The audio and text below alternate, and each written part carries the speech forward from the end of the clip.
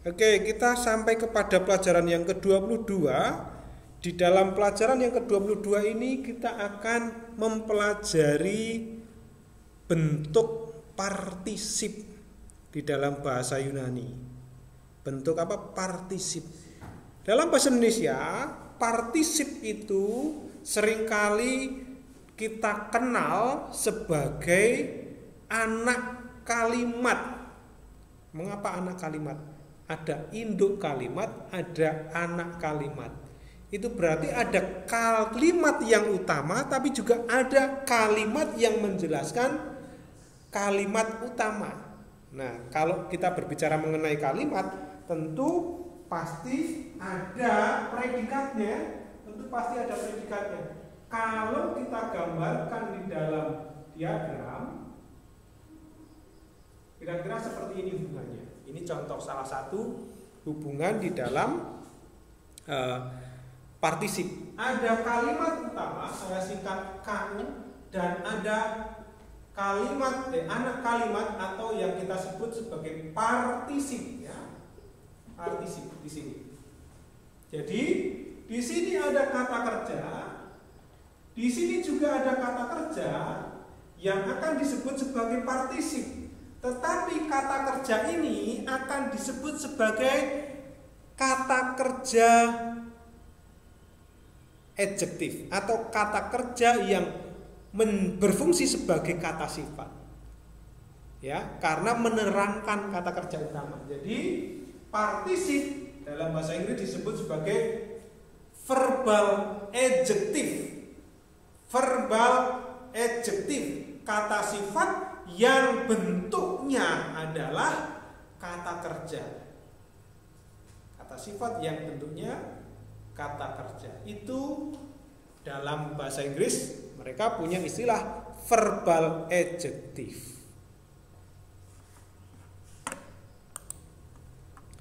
Baik, kita lanjut ya. Contoh di dalam bahasa Indonesia, kita akan berbicara mengenai satu kalimat. Contoh ini ya, mahasiswa itu sedang mengerjakan tugas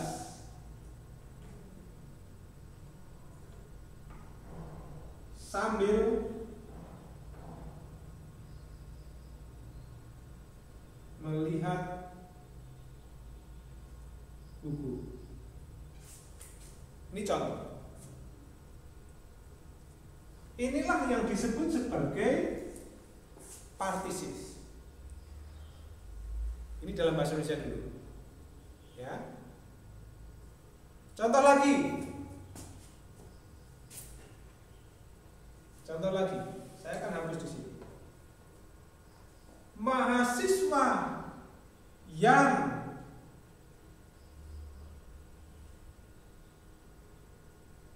mengambil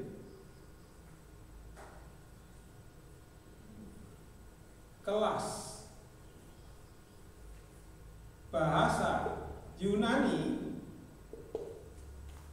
mahasiswa yang mengambil kelas bahasa Yunani sedang mengerjakan tugas. Ini juga contoh partisip. Kalau tadi menerangkan kata kerja, sekarang menerangkan kata benda. Ya.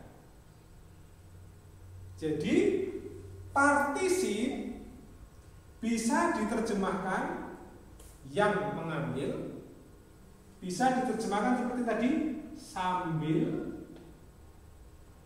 membaca. Nah,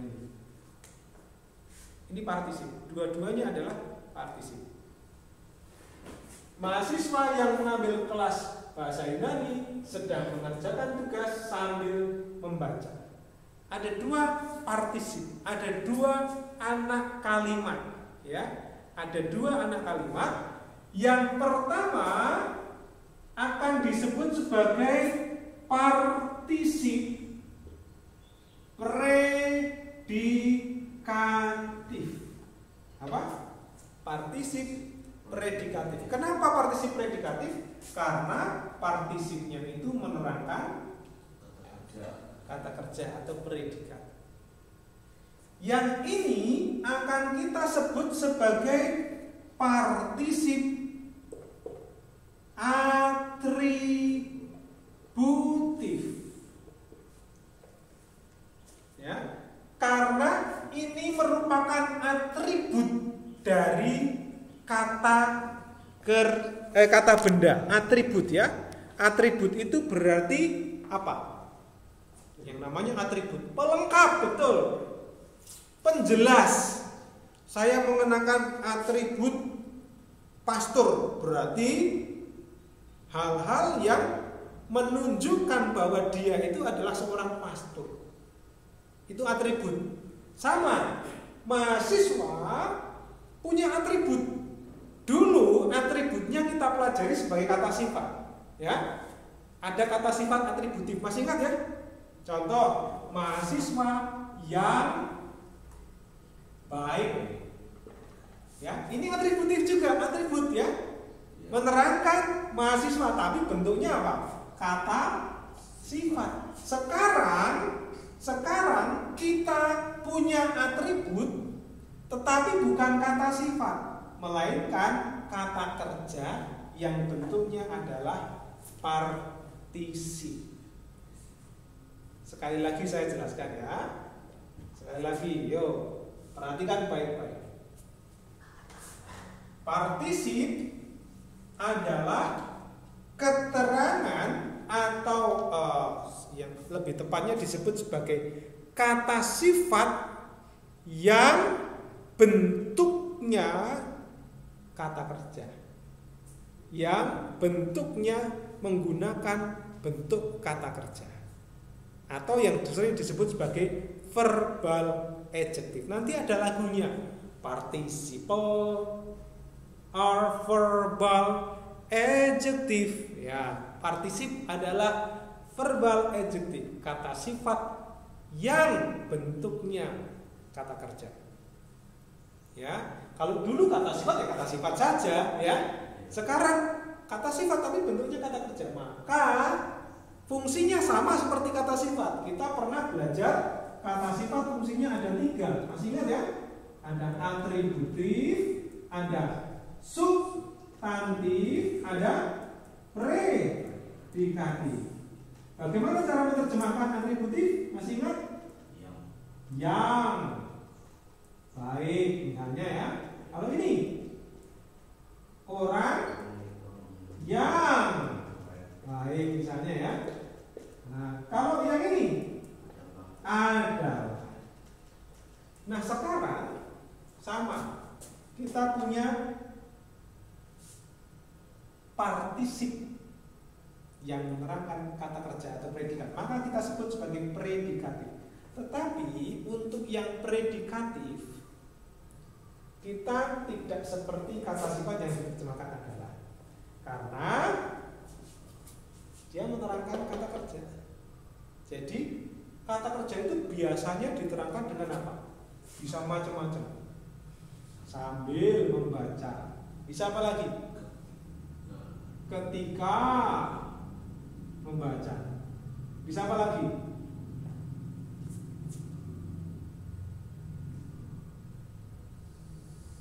Dengan cara membaca. Bisa toh? Apa lagi? Dan. Kalau dan itu kata penghubung. Apa yang biasa menerangkan kata kerja di sini? Ketika, dengan cara, sambil, meskipun membaca, ya kan? Meskipun membaca. Apa lagi? Supaya membaca. Bisa juga ya? Nah, sehingga membaca. Karena membaca. Ya kan? Bisa juga. Oke. Jadi nah itu nanti beberapa terjemahan kita akan pikirkan nanti. Tapi ini salah satu contoh sambil membaca atau dengan cara membaca. Inilah yang disebut sebagai partisip predikatif. Ini masih dalam bahasa Indonesia, belum masuk dalam bahasa Yunani, supaya kita punya pemikiran, oh partisip itu seperti itu, ya. Nah, yang kedua, sekali lagi, partisip juga bisa menerangkan kata benda. Bukan hanya kata kerja saja, tapi menerangkan kata benda. Contoh, mahasiswa yang mengambil kelas bahasa Yunani. Mengambil ini kan kata kerja, ya kan? Atau kita ganti,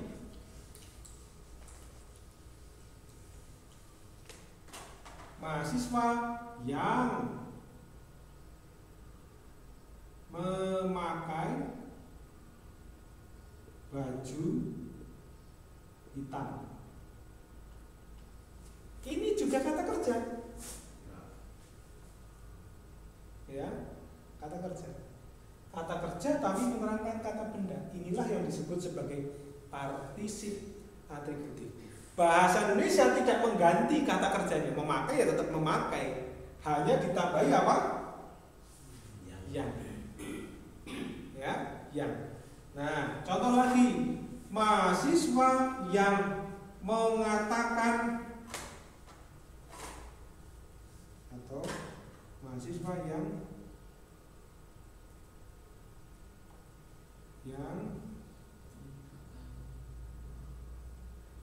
mengatakan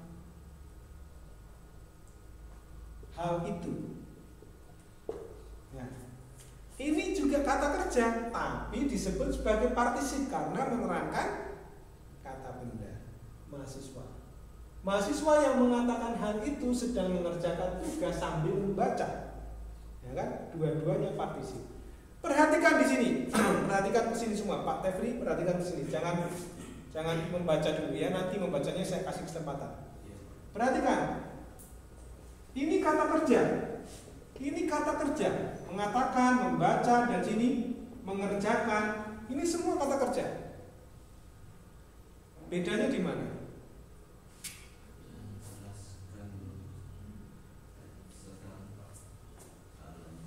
Ada kalanya. Kalau di sini tidak ada. Di sini tidak ada. Sambil sedang membaca, sambil telah membaca, nggak ada. Tapi bisa jadi sesudah membaca. Bisa ya? Ini kan keterangan waktu, bukan sudah atau telah membaca, tapi sesudah. Sesudah itu berarti apa? Keterangan waktu ya, tindakan yang sudah dilalui terlebih dahulu. Kalau sambil itu kan sekarang sambil baca. Ya. Kalau sesudah berarti baca dulu baru belajar, baru mengerjakan tugas. Ini bisa sesudah sambil. Nah, berarti kita sekarang tahu ada partisip predikatif yang menerangkan kata kerja, ada partisip atributif yang menjelaskan atau yang menjadi atribut dari kata benda. Perhatikan di sini, bedanya cuma di sini, kalanya. Di sini nggak ditulis kala, sekalipun memang ada kalanya, partisip ada kalanya, tapi tidak ditulis. Ya, tidak perlu ditulis. Nah, persamaannya dalam bahasa Indonesia. Lihat, mengerjakan, membaca, mengatakan, tidak ada bedanya. Tapi kalau dalam bahasa Yunani, mahasiswa itu apa? Matetas atau matetes. Mengerjakan, membuat, apa itu? Membuat.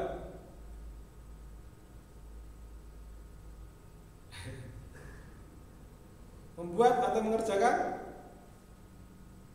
Melakukan? Masih ingat?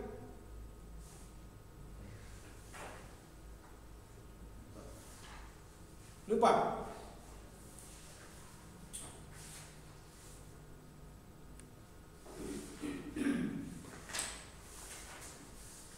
Cari dulu.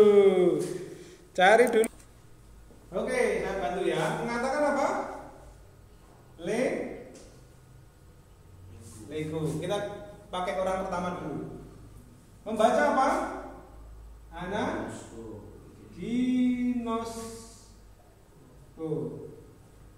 Mengerjakan apa? Poieo. Ya. Poieo.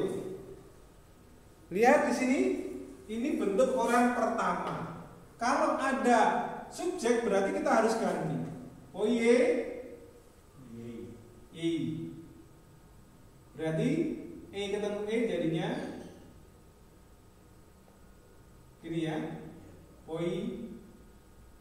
Oye, gimana? Gini.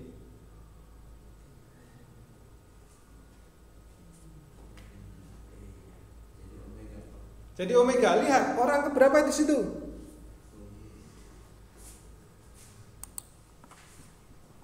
Jadi gini ya, mengerjakan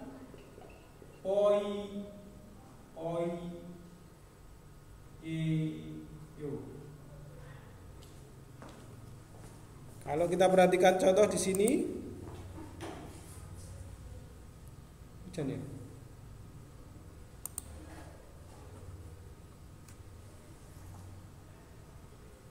Nah,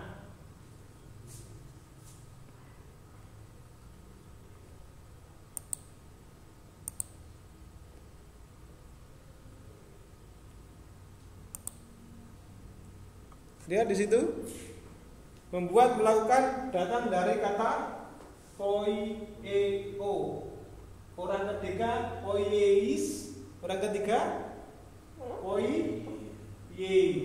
Ya, jadi hanya menggunakan aksen sirkumfleks saja, poiei. Jadi menggunakan epsilon dan eta. Sekalipun bertemu dengan double e tapi ternyata tidak diperpanjang, poiei. Nah, kemudian kita perhatikan di sini.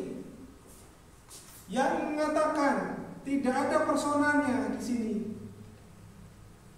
Tidak ada persona.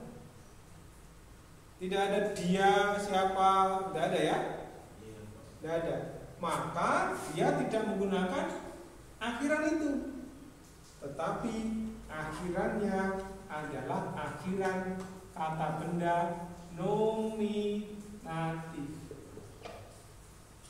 Ya, akhiran kata benda nominatif. Kita kemarin belajar nominatifnya nominatif apa? Bukan nominatif deklinasi kedua atau ke-1, tapi untuk yang maskulin dia menggunakan deklinasi ketiga. Ya, ketiga kita ingat ya kemarin ya. Apa itu? Strip, S, on, sia, dan sia, esonsia, esonsias ya. Nah, jadi di sini tidak menggunakan o, tetapi akhirannya di sini adalah akhiran yang berbeda, straight yang pertama. Di sini menggunakan akhiran on. Nah, nanti kita akan lihat. Loh, kenapa kok on? Ya kan? Ini adalah ciri-ciri dari akhiran nominatif. Jadi akhirannya akhiran nominatif, tetapi kata kerjanya, pangkalnya adalah kata kerja. Ini bedanya. Ini bedanya. Nah, agak rumit ya, agak rumit.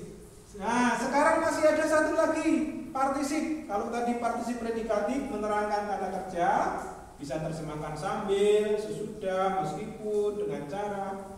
Kalau atributif yang mengatakan, lalu ada substantif. Substantif itu apa sih? Substantif itu ketika tidak ada kata benda, maka kata sifat berfungsi sebagai pengganti kata benda. Contoh, kata bendanya di sini nggak ada mahasiswa, tapi diganti. Di sini nggak ada yang mengatakan di sini ya. Tapi kita ganti. Tidak ada kata bendanya, tapi kita ganti. Orang yang mengatakan hal itu sedang mengerjakan tugas. Inilah yang disebut sebagai partisip substantif. Sama ya? Sama dengan apa? Kata sifat orang yang. Kalau dulu orang yang baik, contoh, ini kata sifat. Sekarang orang yang mengatakan, kata kerja. Inilah yang disebut sebagai partisip. Maka partisip disebut sebagai verbal adjektif. Apa itu verbal adjektif? Verbal itu kata kerja, adjektif itu apa? Kata sifat. Artinya kata kerja yang berfungsi seperti kata sifat, atau kata sifat yang bentuknya adalah kata kerja.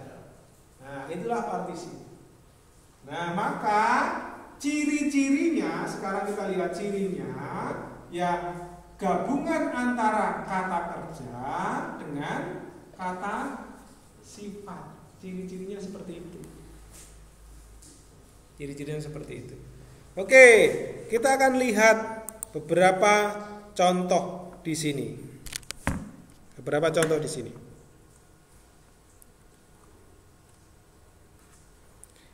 Dalam bahasa Yunani kita pernah mempelajari atau kita akan menambahkan satu kosakata baru. Di sana ada opheilo. Ya, opheilo.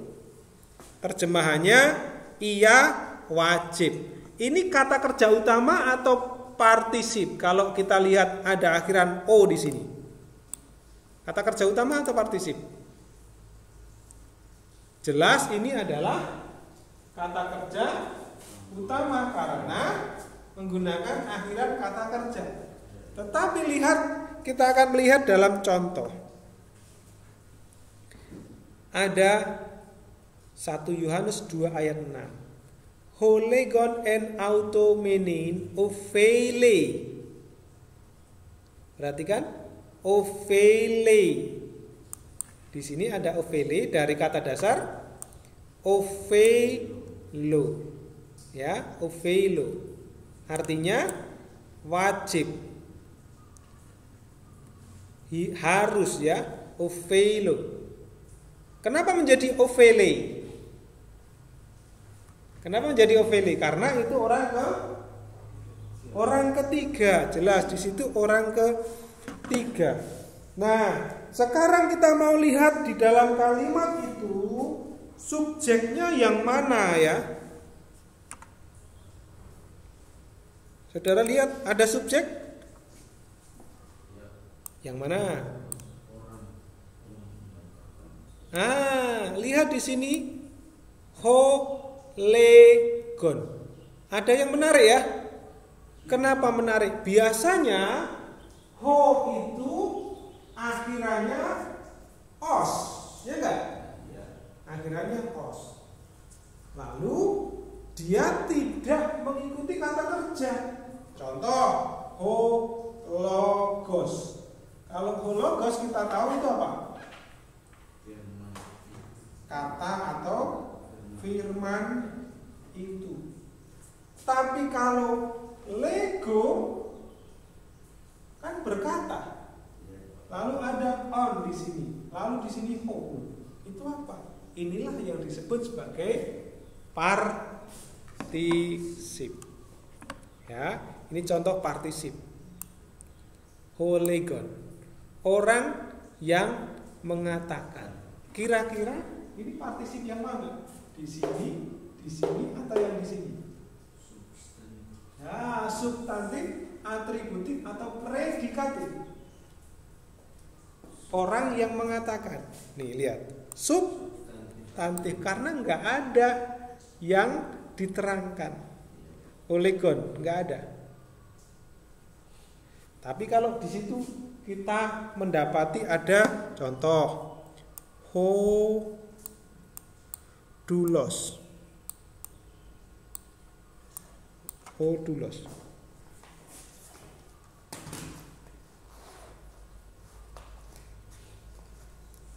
kadang-kadang lupa kalau saya punya ini ya. Oke. Misalnya di depan sini ada hodulos.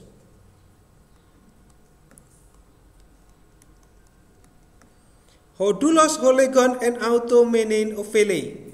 Maka bukan orang tapi hamba yang mengatakan. Nah, itu ya. Contoh lagi. Di sini kita ganti ho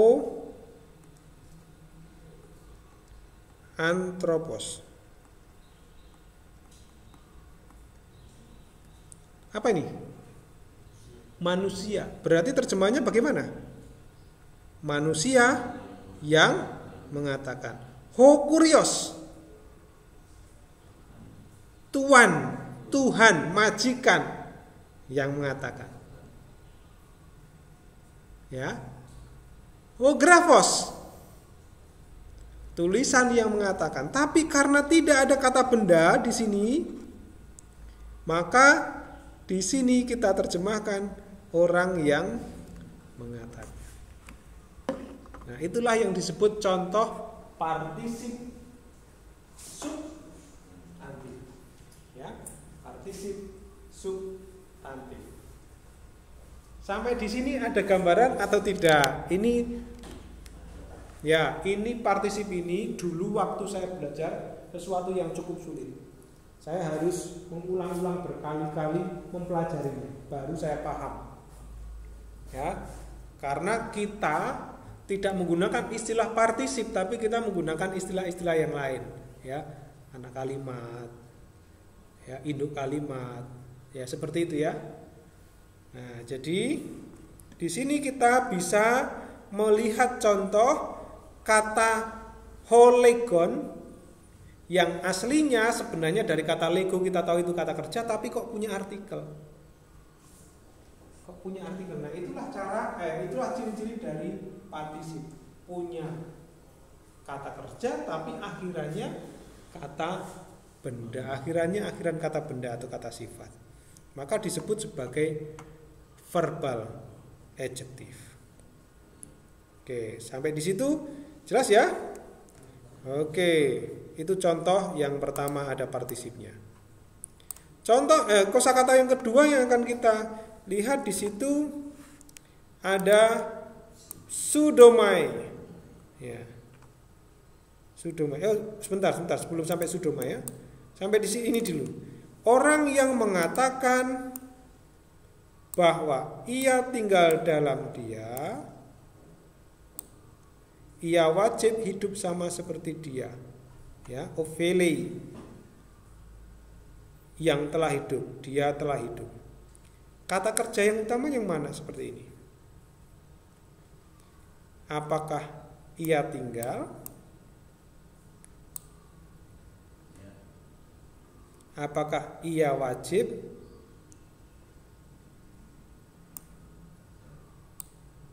Atau apakah hidup? Yang utama yang mana? Tinggal.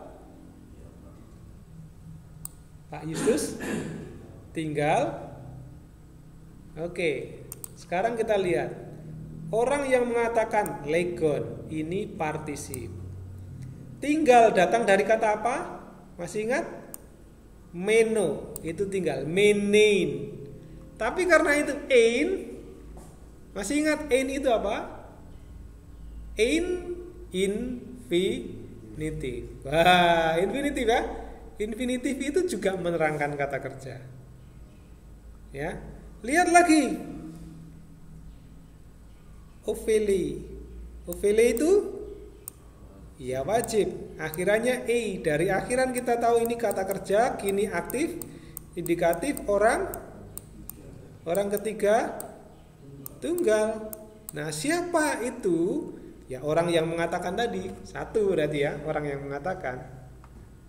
Nah, terus lihat ekenos peri epatesen. Katos ekinos peri epatesen. Epatesen. Apa itu epatesen?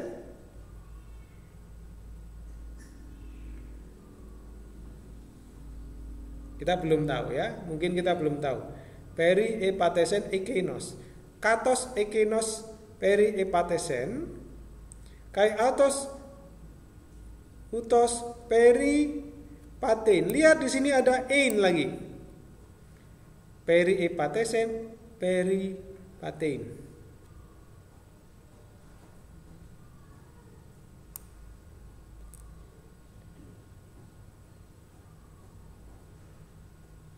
Katos, ekinos, katos itu apa? Seperti ekinos itu. Seperti itu. Hidup. Tapi karena ada katos, maka ini perbandingan. Perbandingan. Lalu peripatein, ini hidup. Akhiran ein lagi. Jadi kata kerja utamanya kita lihat di sini adalah ofele, apa? Ia wajib. Ia berkewajiban. Peripatesen itu berjalan atau hidup. Ya. Ia wajib. Ini kata kerja utamanya, berkewajiban. Dari mana tahu? Bukan dari cap cip cup kembang kucup, pilih mana yang mau dicup, ya kan? Karena ada kata kerja banyak ya. Ya kan? Kayak seperti kemarin itu. Seperti kemarin kita ditanya, amanat agung itu ada berapa? Pergilah, jadikanlah semua bangsa murid,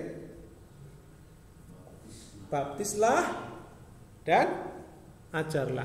Mana kalimat utamanya? Ada yang mengatakan, pergilah, pokoknya kalau namanya penginjilan itu harus pergi.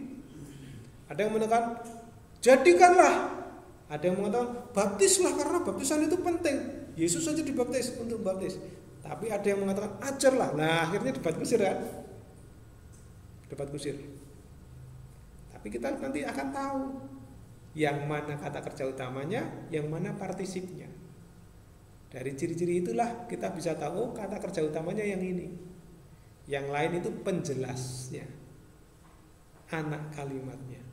Itulah pentingnya kita belajar bahasa Yunani dan Ibrani. Ya, jadi partisip adalah anak kalimat yang ciri-cirinya adalah kata kerja plus kata benda. Oke, kosakata yang kedua ada pseudomai. Ya. Di situ ada Galatia 1 ayat 20. Silakan dibaca Pak Brando, saya ingin latih membaca terus.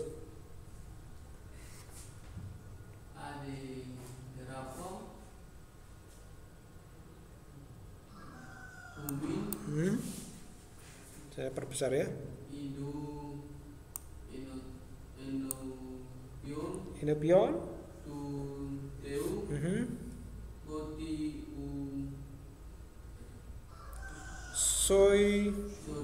Sodomai.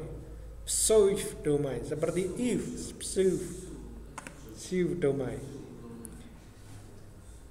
Ya. Adegrafo humin. Tetapi A itu apa? Masih ingat ini adalah kata ganti. Kata ganti apa? Kata ganti petunjuk apa ini? Atau tak tentu? A ini lihat. A. Lihat pelajaran 11. Ayo semua buka pelajaran 11. Pelajaran 11, pelajaran 10, 12.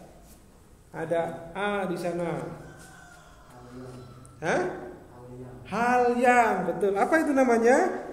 Itu adalah kata ganti tak tentu. Hal yang itu berarti sesuatu yang enggak tentu. Kalau meja yang, berarti itu sesuatu yang tertentu ya. Kursi yang, tapi kalau hal yang atau sesuatu yang berarti tak tentu. D itu apa? Kemarin masih ingat? D itu namanya positif.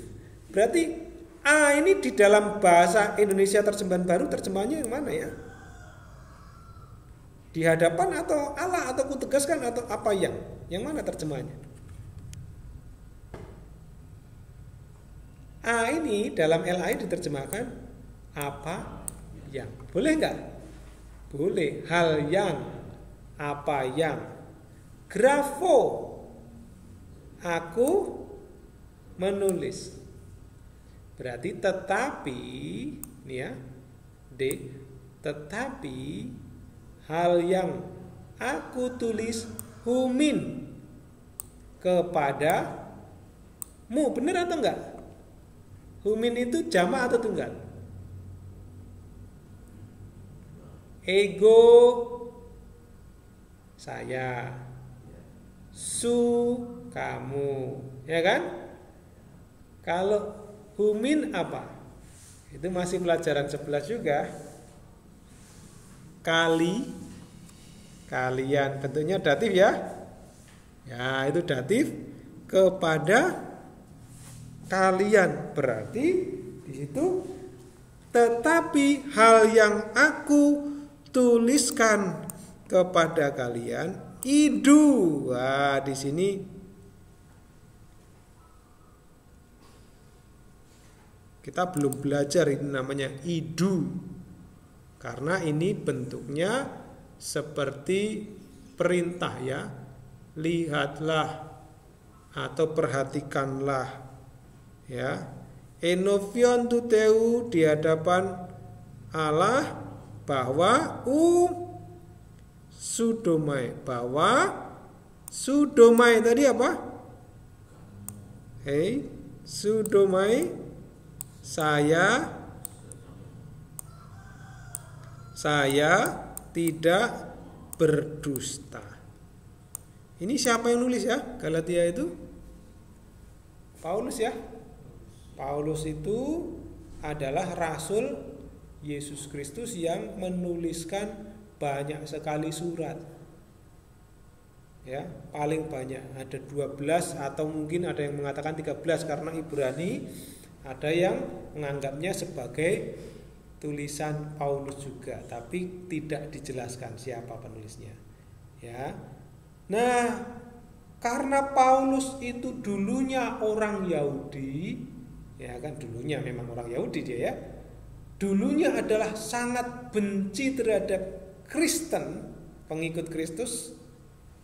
Maka ketika dia menuliskan apa yang ia tulis dalam surat-surat itu, banyak orang yang mencurigainya. Wah, dulu ini membenci Kristen, membenci Kristus, kok sekarang nulis surat banyak sekali. Wah.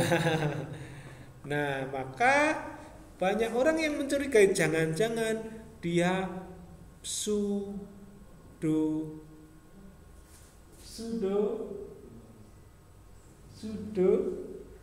kalau sudoma itu saya berbohong ya, tapi kalau dia sedang berdusta, sudome jadi apa?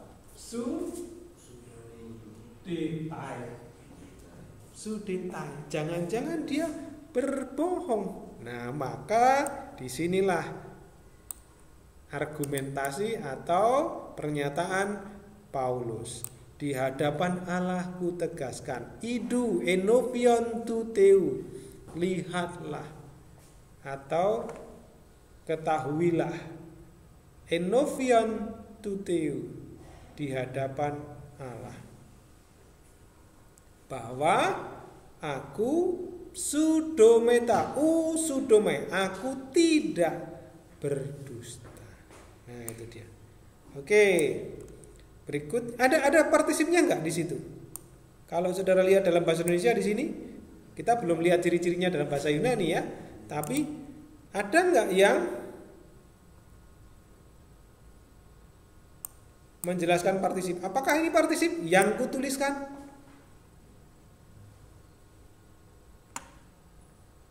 Apakah itu partisip? Karena tadi yang titik-titik itu partisip. Di sini bukan partisip ya, karena ada yang aku tulis, ya kan? Di sini grafo ya. Ini bukan partisip ya. Yangnya dari mana? Nah, ini apa yang, hal yang, itu dari artikel atau kata ganti tak tentu. Tidak ada partisip ya. Phaino, saya sedang percaya. Adikia, ketidakadilan. Ilasmos, perdamaian, pendamaian. Yesus, nah ini Yesus ya. Ternyata Yesus itu bukan Y, karena dalam bahasa Yunani tidak ada huruf Y. Y itu datang dari I dan E, Y. Ya. Yesus. Disebut Isa, bisa enggak? Kalau Isa datang dari kata apa? Ya bahasa Ibrani, Yesua, penyelamat, juru selamat. Dalam bahasa Yunani Yesus. Yesua kalau dalam bahasa Ibrani, ya. Yesua. Oftalmos, mata. Parakletos, pendamping, pembela atau penolong. Nanti saudara baca ya di sini ya. Skandalon, batu sandungan. Maka kita dalam bahasa Indonesia punya istilah skandal. Tahu ya skandal ya? Skandal itu berarti sesuatu yang menjadi batu sandungan atau penyesatan. Kir atau kiros, tangan. Sustes, pembohong, sama seperti pseudoma ya, berdusta, pembohong. Fos itu terang. Nah itu kosakata yang menjadi tambahan koleksi kosakata kita. Dan sekali lagi kita akan telling story di hari Rabu ya. Hari Rabu bukan hari Selasa, bukan hari Senin ya, tapi hari Rabu. Hari Senin saya akan melanjutkan ini dan sambil saudara menghafalkan story-nya tadi.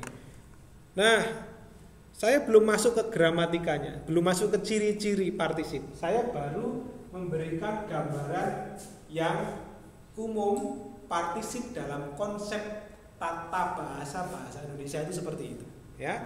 Nanti dalam bahasa Yunani seperti apa kita akan melihat di hari Senin ya. Oke, tapi paling tidak saudara sudah paham, oh partisip itu anak kalimat yang bisa menerangkan kata kerja, bisa menerangkan kata benda, bisa mengganti kata benda. Begitu ya saudara-saudara, kita akan berhenti sampai di sini dan selamat perwalian bagi yang perwalian ya.